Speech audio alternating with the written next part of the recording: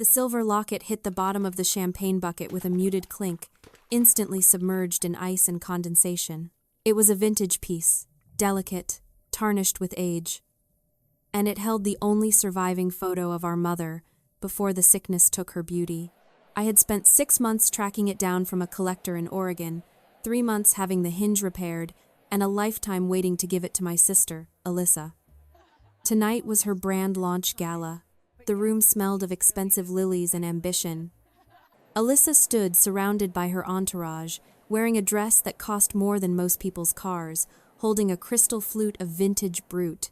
When I handed her the small velvet box, she didn't even open it properly. She popped the lid, glanced inside, and sneered. "What is this, Claire? Flea market junk?"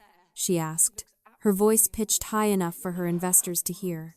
"It's Mom's locket," I said quietly, "the one she wore in the hospital." Alyssa laughed, a sharp, brittle sound. "God, you're always so morbid. It's tacky, Claire. Tacky junk." And then she dropped it. Just like that, she let it fall from her perfectly manicured fingers into the ice bucket beside her. Her friends giggled. The investors smirked. I stood there, frozen. The room spun, just for a second. Silence is a strategy I learned in boardrooms. I didn't scream. I didn't scramble into the ice to retrieve the last piece of our mother. I looked at my sister, really looked at her, and for the first time in 5 years, I didn't see the broken girl I needed to fix. I saw a bad investment, a cruel, empty stranger. I smiled. It wasn't a warm smile. It was cold, final. "Enjoy the champagne, Alyssa," I said. "It's the last thing you'll ever get from me." Then I turned around and walked out. Before we dive into the fallout, drop a comment and let me know where you're listening from and what time it is for you right now. I'd love to know who's part of our community. I walked through the crowded gallery, past the waiters holding trays of hors d'oeuvres I had paid for, past the oversized prints of Alyssa's designs that I had secretly funded. My heels clicked against the polished concrete floor, a rhythmic countdown to detonation. I didn't stop until I reached the valet stand. The cool night air hit my face, grounding me. I handed the attendant my ticket, my hands steady. Inside the car, the silence was absolute. It was a sanctuary compared to the noise I had just left behind. Tears are inefficient. They blur the data. I opened my laptop, the screen illuminating the dark interior with a harsh, blue glow. This wasn't a breakdown, it was an audit of a failed investment. I logged into the secure portal for Helix Ventures, the shell company I had created 5 years ago to funnel money into Alyssa's life. My fingers flew across the keyboard. First, the company credit cards. The black card Alyssa was currently using to buy rounds of vintage champagne for her sycophants. Cancelled. The gold card she used for business expenses like spa days and trips to Cabo. Cancelled. Next, the bank accounts. I froze the operating account for her design firm. Then I froze the personal account I replenished monthly. I watched the status indicators turn from green, active, to red, suspended. It was clinical, precise. Like cauterizing a wound. I picked up my phone and dialed Anna, my attorney. It was late, but Anna picked up on the second ring. "Claire, everything okay?" she asked, her voice sharp with professional alertness. "Freeze everything," I said. "The shell company assets, the lease on the gallery, the car, all of it. Tonight." Anna didn't ask questions. She knew the history. She knew the cost. "Consider it done," she said. "I'll have the notices drafted by morning." I ended the call and leaned back against the leather seat, closing my eyes. The adrenaline was fading, replaced by a heavy, aching exhaustion. For 5 years, I had been the silent architect of Alyssa's success. I had built the stage she danced on. I opened a spreadsheet titled The Ledger. It was a document I had never shown anyone, a secret tally of every dollar I had poured into keeping my sister afloat. I scrolled through the rows, the numbers blurring together. $36,000 a month. That was the overhead for her design firm, rent for the trendy office space, salaries for the staff she treated like servants, marketing campaigns that fed her ego more than her business. $36,000 every single month. And that was just the business. I scrolled down to the personal expenses, the mortgage on the $600,000 house she lived in with Connor and the kids. The payments were made through a trust, anonymous and reliable, so she could pretend she was a homeowner. And then, the entry that always made my stomach turn, the college funds, $24,000 per child. Money I had set aside for my niece and nephew. Money Alyssa had borrowed 2 years ago for a cash flow emergency and never returned. Why did I do it? The question echoed in the quiet car. Why did I let it go on for so long? I looked at the passenger seat where the empty velvet box still sat. I thought about our mother, frail and fading in that hospital bed. "Promise me you'll take care of her, Claire," she had whispered, her grip surprisingly strong. "Promise me you'll keep the family safe." I was 24 then, already making millions in tech but still desperate for approval. I had promised, and I had twisted that promise into a noose. I had confused taking care of her with never letting her fail. I had confused keeping the family safe with keeping the peace at any cost. I had become the fixer, the one who smoothed over the cracks, who paid the bills, who absorbed the toxicity so no one else had to. I had normalized the cruelty, telling myself it was just Alyssa's personality, that she was under stress, that she didn't mean it. But looking at the empty box, remembering the sound of the locket hitting the ice, I finally admitted the truth. It wasn't stress. It wasn't a phase. It was who she was. And by shielding her from the consequences of her actions, I hadn't helped her. I had created a monster. I closed the laptop. The screen went black. The fixer was dead. The investor was pulling out. And tomorrow, the market would crash. I didn't sleep that night. I sat by the window of my condo, watching the city lights blur into the dawn. Around 8 in the morning, my phone started vibrating. Alyssa. She wasn't used to hearing no, and she definitely wasn't used to seeing declined on a credit card terminal. I let it ring. Then, the voicemails started. "Claire. Stop playing games. The card isn't working. Fix it. Now." Her voice was tight, impatient. 10 minutes later. "Are you serious? You're ignoring me? After I let you come to my launch? You are so petty, Claire, so jealous." By noon, the tone shifted from annoyance to vitriol. "You think you can control me with money? I don't need you. I have Trevor now. He's a real investor, not some bitter sister trying to buy love." I listened to each one. My expression, unchanging. She wasn't scared. Not yet. She was just angry that the ATM was out of order. I opened Instagram. Alyssa had posted a photo of herself looking wistfully out a window. Caption: "Toxic family will try to dim your shine. But real queens build their own empires." Number self-made, number new beginnings. In the comments, she was tagging Trevor, her new business partner, thanking him for believing in the vision. I closed the app and picked up my bag. It was time for the professional escalation. I drove to Anna's office. The firm smelled of expensive coffee, leather, and the cold precision of the law. Anna was waiting for me in the conference room, a stack of documents already prepared. "We served the notices this morning," Anna said, sliding a paper across the polished mahogany table. "The eviction notice for the gallery space. Since the lease is under Helix Ventures and you are the sole director, you have the right to terminate for violation of terms specifically, using the space for unauthorized commercial activities." She slid another document. "The repossession order for the Porsche. The leasing company has been notified of the default. They're sending a tow truck to her house this evening." I looked at the papers. The language was sterile, devoid of emotion. Notice to quit. Vehicle repossession authorization. It was corporate warfare, clean and devastating. "What about the house?" I asked. "The trust owns it," Anna replied. "Technically, Alyssa and Connor are tenants at will. We can issue a 30-day notice to vacate. However," she paused, tapping a pen against the file, "if we do that, we have to follow standard eviction protocols. It gives them time." "Do it," I said. "Start the clock." "But Anna, I want a full audit. Everything. The shell company accounts. The design firm's books.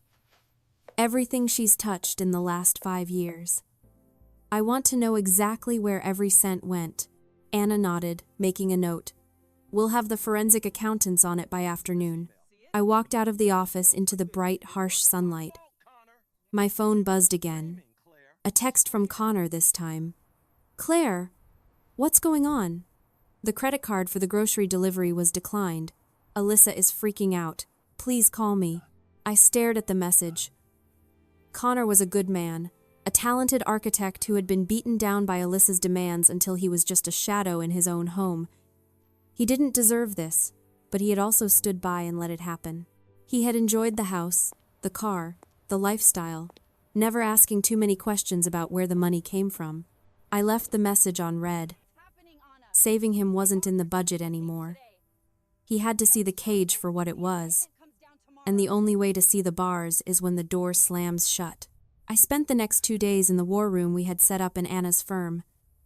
The forensic accountants were surgical. They peeled back the layers of Alyssa's business like rotting wallpaper. The truth wasn't just incompetence. It was larceny. Here, Anna said on the 3rd morning, pointing to a document on the screen. This transfer request? It's dated 2 weeks ago. Attempted transfer of ownership of Helix Ventures, the shell company holding the lease and the car to Alyssa directly. I leaned in. The document had my signature at the bottom. A perfect, looping Claire Sterling. The only problem was, I hadn't signed it. I had been in Tokyo that week, closing a merger. It's a forgery, I whispered. She tried to steal the company, and she failed because the notary stamp was invalid, Anna said dryly. But the intent is clear. This is felony fraud, Claire. My stomach turned. Greed was a variable I had calculated. Felony fraud was an outlier I hadn't modeled. I had expected entitlement. I hadn't expected her to cross the line into actual crime against me. But the hits kept coming. That afternoon, Connor called. He asked to meet at a park halfway between the office and their house. When he arrived, he looked 10 years older than the last time I'd seen him. He handed me a tablet. I went through her laptop, he said, his voice flat. I knew something was wrong when the accounts froze. I found this. He opened a folder labeled Portfolio. Inside were dozens of CAD drawings, renderings, and mood boards. These are brilliant, I said. They are, Connor replied. But Alyssa didn't draw them. Her junior designers did. Interns. Mostly. She takes their files, puts her watermark on them, and presents them to clients as her original work. She threatened to fire them if they said anything. I scrolled through the emails he showed me, threatening messages to a girl named Sarah, warning her that she'd be blacklisted in the industry if she claimed credit for the Sojourn Hotel lobby design. IP theft, I said, feeling a cold fury settle in my chest. She's built her reputation on stolen labor. Connor looked at me, his eyes hollow. I'm done, Claire. I can't protect her anymore. I'm taking the kids to my parents' place in Oregon. Go, I said. Do it today. Before the storm hits, I walked back to my car. The evidence burning a hole in my mind. The forged signature. The stolen designs. The stolen college funds. Alyssa wasn't just a bad sister. She was a predator. She consumed everything around her: money, talent, love, and claimed it as her own. I called Anna. It's worse than we thought. We have proof of forgery and intellectual property theft. And Connor is leaving her. That changes the leverage, Anna said. We don't just have grounds for a lawsuit. We have grounds for an indictment. I don't want her in jail, I said, the old instinct to protect her flaring up for a second. Then you need to end this decisively, Anna replied. You need to show her that the game is over. Completely. I know, I said. She's planning a dinner tonight, at the vault. The vault? Anna paused. Don't you own that building? I do, I said. And I think it's time the landlord paid a visit. The bridge was burned. There was no going back. The sister I tried to save was gone. The woman left was a criminal who had tried to steal my name. And tonight, I was taking it back. Alyssa's victory dinner was scheduled for 8 o'clock at the Vault, a private dining club housed in a renovated bank vault beneath the city streets. It was exclusive, expensive, and intimidating, exactly the kind of place Alyssa loved because she thought it validated her existence. She had reserved the Gold Room, the most expensive private suite, to impress Trevor. She believed she was about to secure a multi-million-dollar investment to sue me and launch her global empire. I parked a block away and watched the security feed on my tablet. I had access to every camera in the building. I watched Alyssa arrive early, wearing a red silk dress that looked like a declaration of war. She was manic, snapping at the waitstaff, rearranging the table settings, checking her reflection in every mirrored surface. She looked powerful. She looked unstoppable. But I knew better.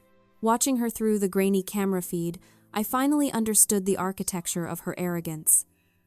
For years, I had wondered how she could be so confident when she produced nothing of value. Now I saw it clearly. Her ego was a balloon, inflated by the helium of unearned resources.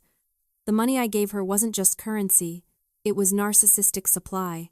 It allowed her to construct a false self, the brilliant designer, the wealthy socialite, the victim of a jealous sister. This false self was a fortress, impenetrable as long as the supply lines remained open, but it had no foundation. It wasn't built on skill, resilience, or character. It was built on my bank transfers. And tonight, I wasn't just cutting the funding, I was turning off the gravity. When the money stopped, the false self wouldn't just stumble, it would implode, because there was no true self underneath to catch it. She wasn't powerful, she was hollow. And hollow things shatter the loudest. Trevor arrived at 8:15. He was smooth, charming, playing his part perfectly. I had hired him 3 days ago. Trevor wasn't an investor. He was a corporate fixer, a man who specialized in exposing fraud for high net worth clients. He sat down, ordered a scotch, and let Alyssa talk. I listened through the audio feed. "My sister is just bitter," Alyssa was saying, pouring wine with a flourish. "She's a glorified secretary who got lucky with some tech stocks, but she's trying to sabotage me because she knows I'm the real creative talent in the family. Once we file this lawsuit and unlock the trust assets, I'll have the capital to expand to New York and London." "And the IP?" Trevor asked smoothly. "The designs are all yours?" 100%, Alyssa lied without blinking. "I draw everything by hand. It's my soul on those pages." Closing the laptop, I checked my reflection in the rearview mirror. I didn't look like a secretary. I didn't look like a sister. I looked like the CEO of the company about to foreclose on her life. Stepping out of the car, I barely felt the cold night air. I walked toward the heavy iron doors of the vault. The doorman nodded as I approached, recognizing me instantly. "Good evening, miss." "Sterling," he said, opening the door. "They're in the gold room." "Thank you, James," I said. "Don't announce me." I walked down the marble stairs, the sound of my heels echoing in the hushed corridor. This was it. The moment the check cleared and the account came up empty, I pushed open the heavy oak doors of the gold room. The conversation stopped instantly. Alyssa looked up, her wine glass halfway to her lips. For a split second, I saw annoyance flicker in her eyes, then confusion, and finally, rage. "What the hell are you doing here?" she hissed, slamming the glass down. "This is a private dinner. Get out." "I don't think I will," I said, my voice calm, projecting effortlessly in the acoustically perfect room. I walked to the head of the table, opposite her. "Trevor, get her out of here," Alyssa commanded, pointing a shaking finger at me. "She's stalking me. She's crazy." Trevor didn't move. He leaned back in his chair, swirling his scotch, and looked at me with a professional nod. "Miss Sterling." "Good evening." Alyssa froze. She looked between us, her brain trying to process the glitch in her reality. You know each other?" "I hired him," I said. "Trevor isn't an investor, Alyssa. He's a forensic auditor. He's spent the last 3 days documenting every fraudulent deal, every stolen design, and every lie you've told." "That's a lie!" Alyssa screamed, standing up so abruptly her chair tipped over. "You're lying. You're just jealous because I'm building an empire." "Sit down," I said. It wasn't a request. It was an order. The maitre d' stepped into the room, flanked by 2 security guards.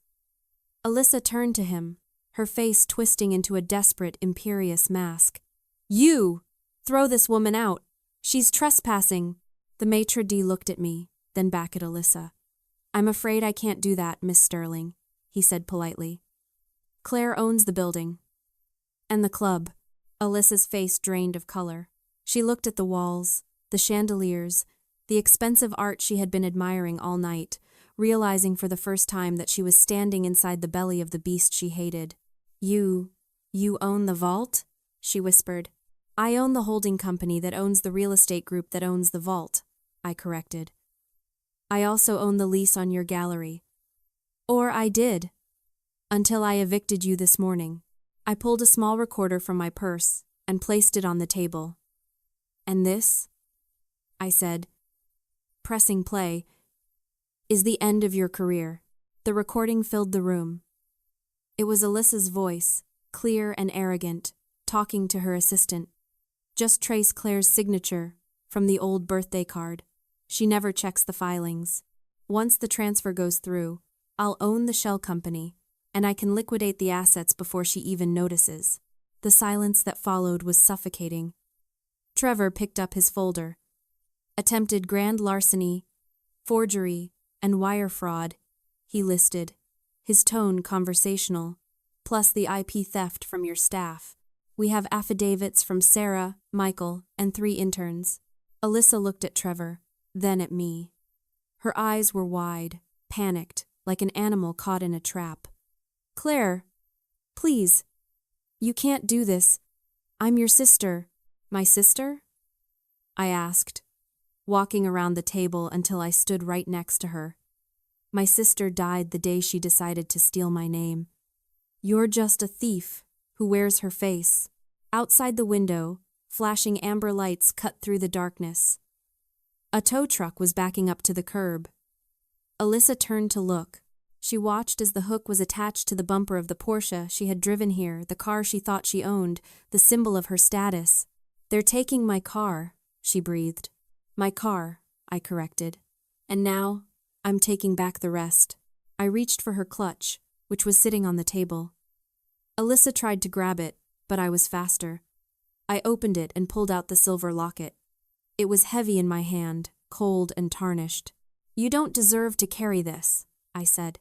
"You never did." I turned to the maitre d'. "Bring the check, please, for the full amount." He placed the leather folder on the table. I verified the receipt, but didn't touch the folder. I looked at Alyssa.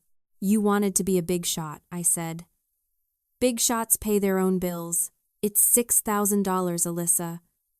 And since your cards are canceled, I suggest you start washing dishes." I nodded to Trevor, and we walked out. Behind me, I heard Alyssa start to scream, a raw, terrified sound that echoed off the vault walls. But I didn't turn back. Walking out into the cool night air, I clutched the locket in my hand like a talisman. The weight was gone, the cage was open, and I was finally free. 3 months later, I stood outside the generic strip mall where Alyssa now worked.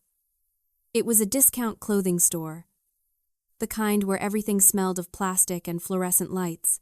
Alyssa was folding t-shirts near the entrance. She wasn't wearing designer silk anymore. She was wearing the store's blue polyester polo. Her hair was pulled back in a simple ponytail, and for the first time in her life, she looked tired. Not tragically tired, not performatively tired, just human. I watched her for a moment through the glass. She helped a customer find a size, her smile polite but strained. There was no arrogance left in her posture. The strut was gone, replaced by the shuffle of someone who had been on their feet for 8 hours. She had lost everything. The business had dissolved in bankruptcy court. Connor had been granted full custody and moved to Oregon. She was living in a studio apartment in a neighborhood she used to make fun of, serving probation for the attempted fraud. I walked in. The bell above the door chimed. Alyssa looked up, and when she saw me, She flinched. It was a small, instinctive movement, like she expected to be hit. "Claire," she said, her voice quiet. "Are you here to gloat? Or did you just need some cheap socks?" "Neither," I said. I placed a thick envelope on the counter between us. Alyssa stared at it. "What is this?" "Another eviction notice?" "Open it," I said. She hesitated, then opened the flap. Inside wasn't a check. It was a book on small business management, dog-eared and highlighted. Underneath was a legal document, a payment plan for the stolen college funds. "What is this?" she asked, confused. "It's a roadmap," I said. "The book is the one Mom used when she tried to start her catering business. It teaches you how to build something real, from the ground up, without shortcuts, without fraud." I pointed to the document. "And that is a structured repayment plan. $500 a month, directly into a trust for the kids.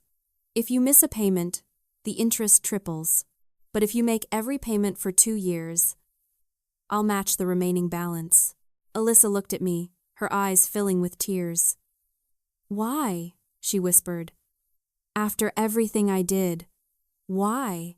"Because destruction isn't justice," I said. "Growth is.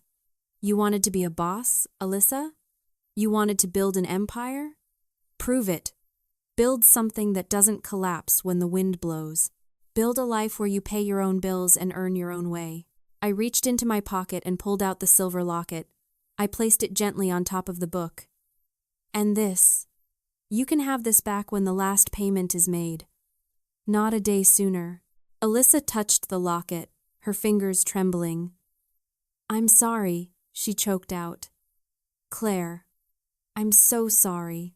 "Don't tell me," I said, turning to leave. "Show me. Plant the seeds, Alyssa. Do the work. And maybe, someday, you'll have something worth harvesting." I walked out into the parking lot. The sun was setting, casting long shadows across the asphalt. Rear-view mirrors are for people who regret the destination. I drove away, leaving my sister in the ashes of her old life, with nothing but a book, a debt, and a chance. And that was the greatest gift I could ever give her. If you've ever had to let someone hit rock bottom to save them, share this story. You never know who needs permission to stop being the fixer. Like and subscribe for more stories of truth and redemption.